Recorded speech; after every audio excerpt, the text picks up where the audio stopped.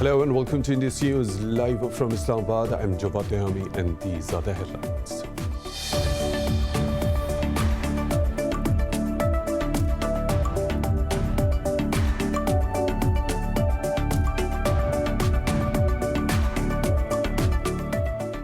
Saudi Arabia's Foreign Minister Faisal bin Farhan Al Saud says his country enjoys cordial ties with Pakistan and is committed to promoting them further. Meeting his Pakistani counterpart Shah Mahmood Qureshi on the sidelines of an OIC Ministerial Council meeting in Niger, the Saudi Foreign Minister appreciated Pakistan's efforts for establishing peace in the region. The two leaders also discussed the latest situation in occupied Kashmir and the role of the OIC in this regard.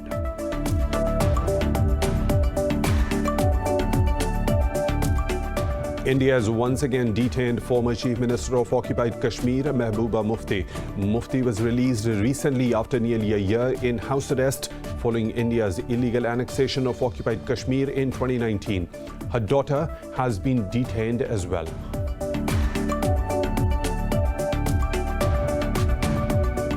In India, thousands of farmers have staged a protest in New Delhi against reforms they say are against their interests. Farmers defied barricades to enter the capital despite police trying to stop them with tear gas and water cannons. They are demanding revocation of bills passed in September, fearing the new reforms will leave them at the mercy of big corporates.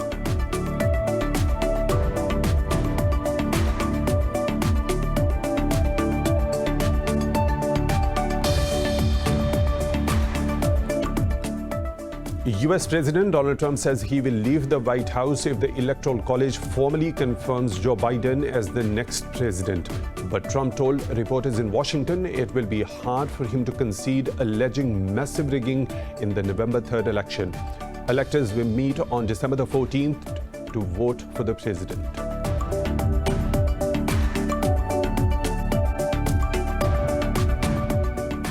Germany has surpassed 1 million COVID-19 cases with more than 15,000 deaths so far. In India, the virus has claimed more than 135,000 lives with 9.3 million infections. Meanwhile, Pakistan has reported 54 fatalities and over 3,100 cases overnight, as the death toll nears 8,000 with more than 389,000 infections. Globally, the virus has claimed at least 1.4 million lives and infected more than 60 million people.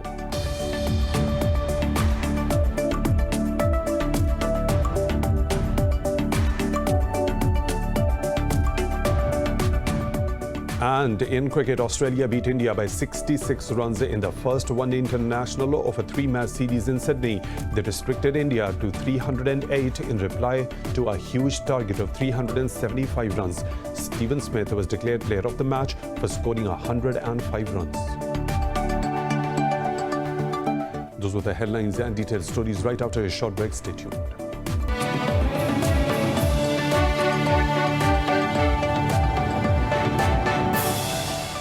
Welcome back, and now for the news in detail. Saudi Arabia's Foreign Minister Faisal bin Farhan Al Saud says his country enjoys cordial ties with Pakistan and is committed to promoting them further. Meeting his Pakistani counterpart Shah Mahmood Qureshi on the sidelines of an OIC Ministerial Council meeting in Niger, the Saudi Foreign Minister appreciated Pakistan's efforts for establishing peace in the region.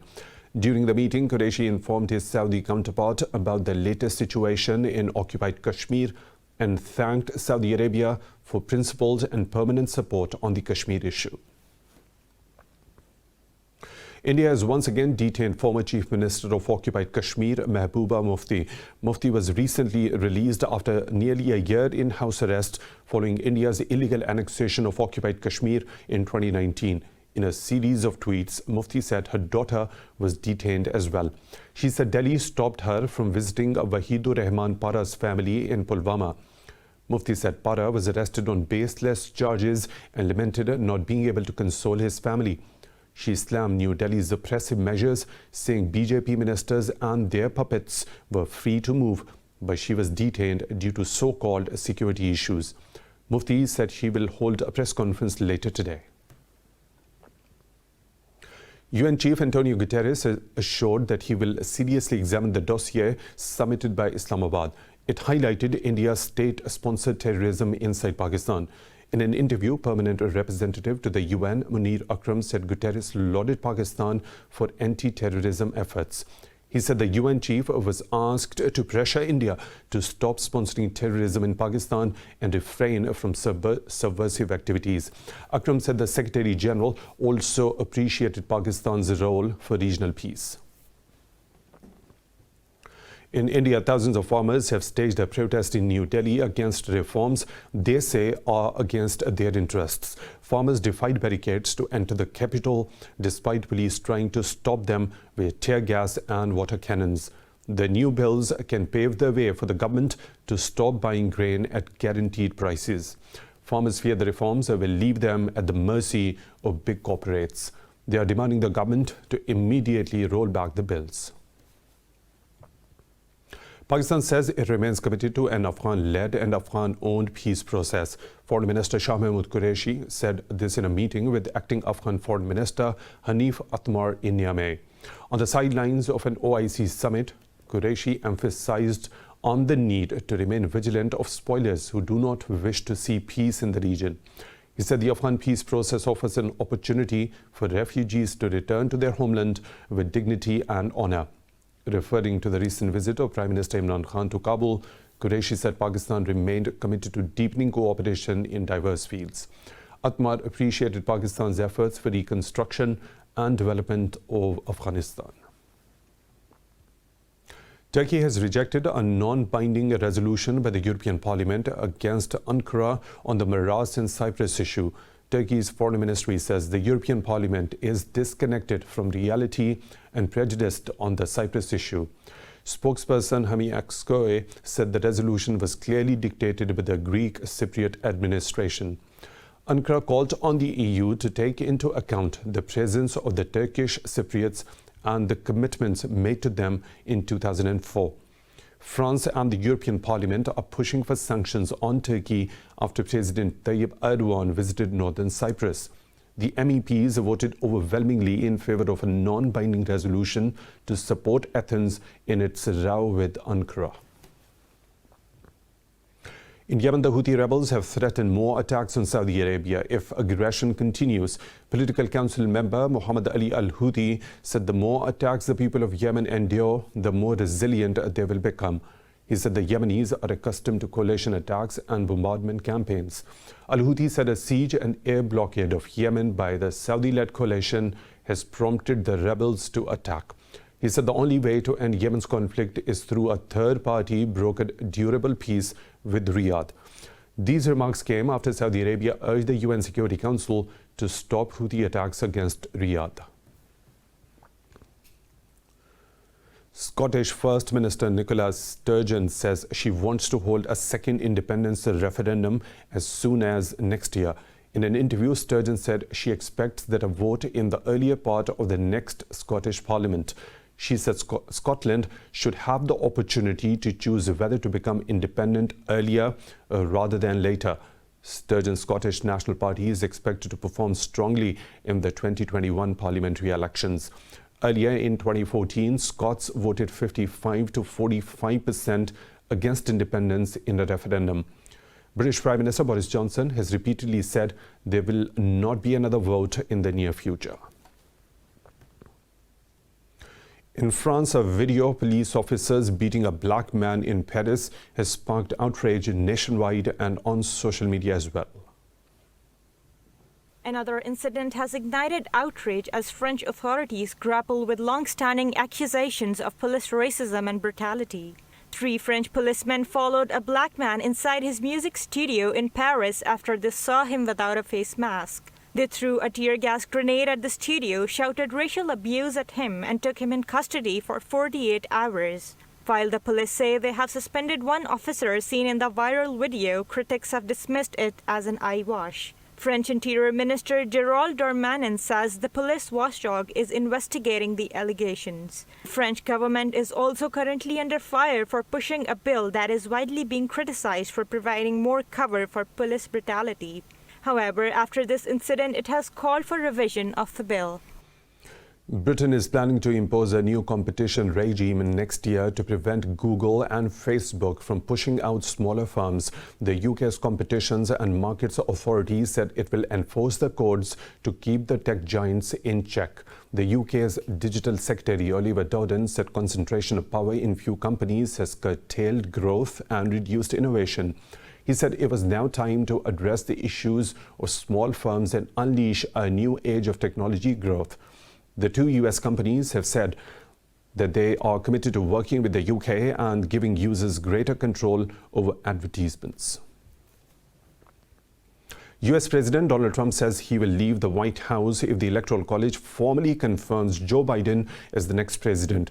This is the closest Trump has come to conceding the November 3rd election. Trump told reporters in Washington it will be hard for him to concede, alleging massive rigging in the polls. The Republican president reiterated that the race was far from over. Earlier results show Biden secured 306 votes to Trump's 232 under the Electoral College system used to pick US presidents. The tally is far more than the 270 needed to win, and Biden also leads the popular vote by more than 6 million. Electors will meet on December the 14th to vote for the president.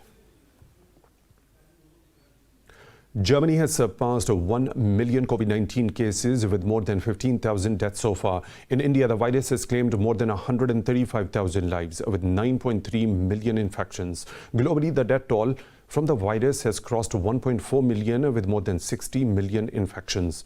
More in this report.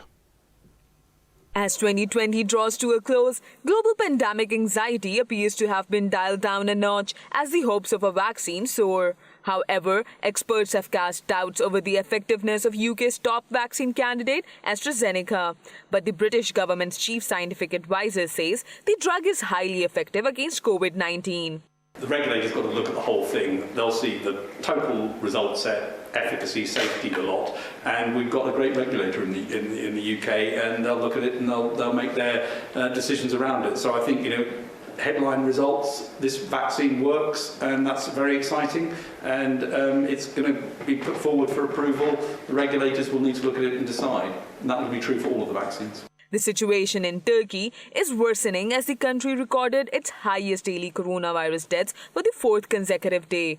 Over in Greece, healthcare workers have stopped working temporarily to demand better working conditions. The hospitals are literally suffering. We hear of tens, hundreds of colleagues being infected by the virus. At this hospital last week, we had at least 100 colleagues that were in quarantine, and about 30 of them were infected. Every day, sporadically, we have new cases, but the management doesn't inform us. And on top of everything, we are being threatened and terrorized as if employees getting infected is our fault. In Russia, Moscow has extended self-isolation till January 15 for people above 65 years of age and those with certain health issues. South Korea has reported more than 500 new cases for a second consecutive day, while Victoria State, Australia's virus hotspot, has reported no new cases for 28 straight days. In Pakistan, 54 people have lost their lives to COVID-19 over the past 24 hours, pushing the death toll to 7,897. The Health Ministry says 3,113 tested positive for the virus overnight. The ministry said there are more than 45,000 active COVID-19 cases in the country. It said out of nearly 390,000 countrywide cases, almost 336,000 have recovered. Meanwhile, thousands of Pakistanis are taking part in the final stage clinical trials of a vaccine made by Beijing Institute of Biotechnology. AstraZeneca says it needs to run an additional global trial of its COVID-19 vaccine to assess the efficacy.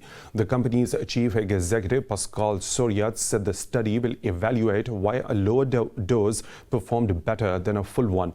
Soriot says the new study can be faster because it will need fewer subjects as the efficacy is already established. Meanwhile, the developers of Russia's Sputnik V vaccine have offered to conduct joint trials with AstraZeneca. In a Twitter post, they said that combining vaccines may prove important for revaccinations. In another development, South Korea says it foiled North's attempt to hack into companies working on a vaccine. Thanksgiving, typically celebrated with big family dinners, was the latest major event in America to be altered by the coronavirus. More in this report. 3, 2, 1, let's have a parade! Rethinking rituals has never been much of a part of Thanksgiving, normally one of the biggest holidays in the United States. But in 2020, few things register as normal. 8 months after the pandemic erupted across the U.S., most major cities remain under strict rules. Many families resigned to meeting on video for turkey dinner. But despite advice from the Centers for Disease Control to stay home, nearly 6 million Americans traveled by air to see their loved ones. In Dallas, Texas, long lines of vehicles were seen at a rapid testing site ahead of the holiday. We were seeing about maybe 150, 200 people a day. Now we're seeing upwards in topping and over 500 right now. I don't want to get sick. Jan doesn't want to get sick, and I don't want to get anybody sick. And so we just had to do something different. The Macy's Thanksgiving Day Parade in New York, a spectacle of giant character balloons that has delighted children for nearly a century, was scaled back significantly. But there was good news too, as a fifth grader in Texas set out to collect 100,000 Thanksgiving meals for people in need. All of the people that don't have jobs or don't have access to things like food and clothes and all of these essential things that we sometimes take for granted on Thanksgiving Day, which is really sad because one of the most memorable parts about Thanksgiving is the Thanksgiving meal. So knowing that I can help in just the smallest way makes me want to. Experts fear that Thanksgiving gatherings could significantly boost a death toll that has exceeded 260,000 nationwide.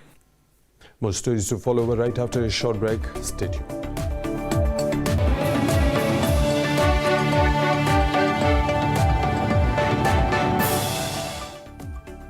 Welcome back. Football legend Diego Maradona has been buried amid a global outpouring of grief from the streets of Buenos Aires to Naples. Only around 24 relatives and close friends attended the final ceremony in Argentina. But Maradona's coffin, draped in Argentina's national flag and football shirt, was on public display at the presidential palace. Around 1 million turned out to pay their respects despite the threat of COVID-19. There were reports of tear gas and rubber bullets being used as officers in riot gear struggled to hold back the crowd. Maradona died of a heart attack on Wednesday, aged 60.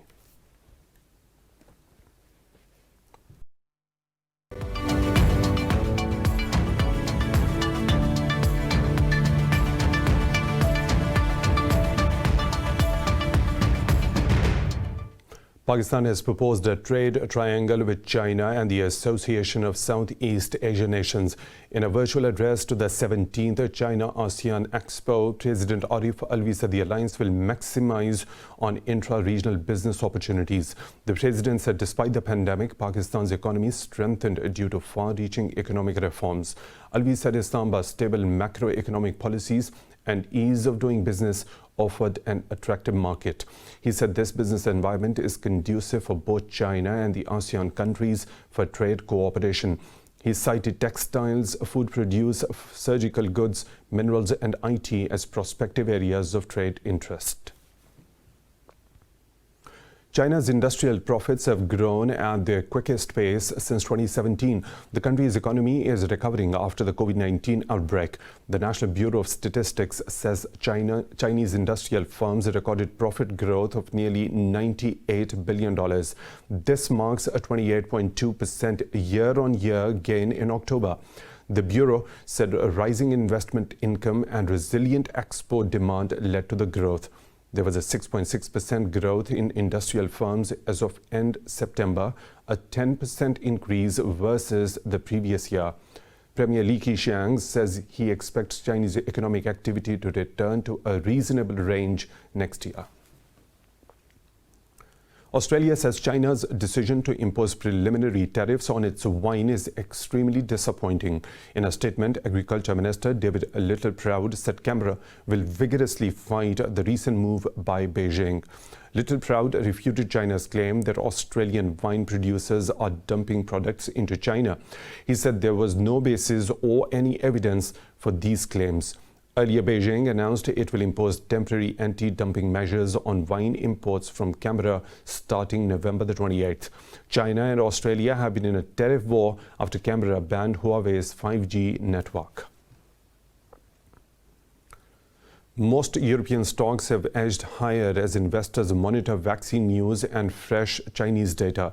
The pan-European stock 600 has edged up fractionally. Italy's FTSE MIB has gained 0.5%, while Frankfurt's DAX has gained marginally. The CAC 40 in Paris has also added around 0.5%, but London's FTSE 100 bucked the trend, shedding nearly 0.5%. Earlier, most Asian bourses traded mixed, with Australia's ASX 200 and Hong Kong's Hang Seng shedding, while mainland Chinese, Japanese and South Korean stocks gained.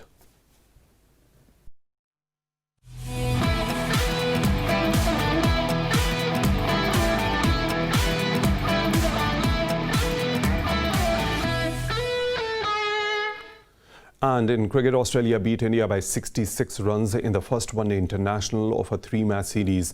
The hosts cruised to victory at the Sydney Cricket Ground thanks to a stunning performance by Steven Smith and Aaron Finch. Both of them scored a ton each. Adam Zampa took 4 wickets to restrict India to 308 in reply to a huge target of 375 runs. Smith was declared player of the match. South Africa have returned all clear results after a third round of COVID-19 testing before their opening match against England. The Proteas will be up against England at Newlands Cricket Ground in Cape Town in the first T20 of the series. The two players who tested positive last week were not part of this group and remain in isolation. South Africa will be without Dwayne Pretorius, who suffered a hamstring injury during practice and will be out for a month. The two countries are scheduled to play 3 T20 internationals and 3 one-day internationals at Newlands and in Paul. Diego Maradona's former club Napoli have defeated Croatian side Rijeka 2-0 in the Europa League. The Napoli team took the field wearing number 10 shirts with the late footballer's name on the back.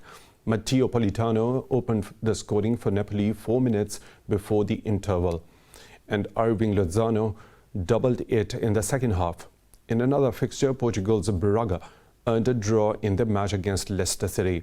Premier League leaders Tottenham Hotspurs thrashed Bulgarian side Ludogorets 4-0. All teams competing in the group stage fixtures, including Tottenham, AC Milan, Bayern Leverkusen and Granada, paid homage to the legendary Argentinian. Manchester United have conducted forensic investigations following a cyber attack on the Premier League club's systems. The English club is also working with the National Cyber Security Centre to assess the damage. Last week, United revealed they shut down affected systems to protect data after a cyber attack. United said they had not identified a motive for the attack and rejected suggestions that the attackers still had control of the systems. The club's media channels, including the website and mobile app, were unaffected.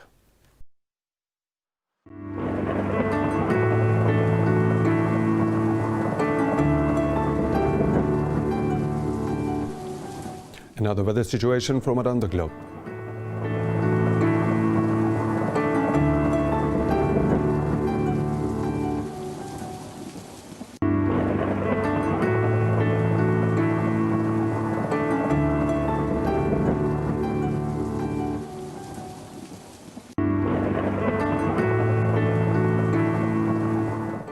And that's all for now. For the latest updates, you can follow us on social media at Indus News.